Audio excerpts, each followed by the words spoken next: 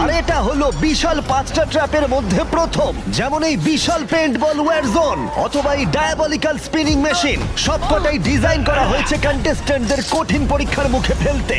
শেষে যে টিকে থাকবে সে জিতে নেবে এই দুর্দান্ত ট্রফি। নোলান, ট্রফিটা যেন নষ্ট না হয়। অবশ্যই এগুলো আসল স্পাইক নয়, কিন্তু প্রথম ট্র্যাপটা পার করতে হলে তোমাদের সেটাই ভাবতে হবে, কারণ সিলিং ভেঙে পড়ার আগে যদি তুমি নিজেকে হুক খুলে ঘর থেকে বের না করে দাও তাহলে তুমি কম্পিটিশন থেকে এলিমিনেট হয়ে যাবে। বেরো, স্পাইকগুলো ভেতরে আসছে। দেখা যাক কে প্রথমে বেরোতে পারে। বেরিয়ে এসো, বেরিয়ে এসো, বেরিয়ে এসো, বেরিয়ে যাও। তাড়াতাড়ি করো, তাড়াতাড়ি। চলো চলো চলো, জলদি, তাড়াতাড়ি, সময় শেষ হয়ে আসছে। খেলা শেষ হয়ে গেছে। তোমাদের মধ্যে 49 জন এলিমিনেট হয়ে গেছে আর তোমাদের 51 জন এগিয়ে গেল।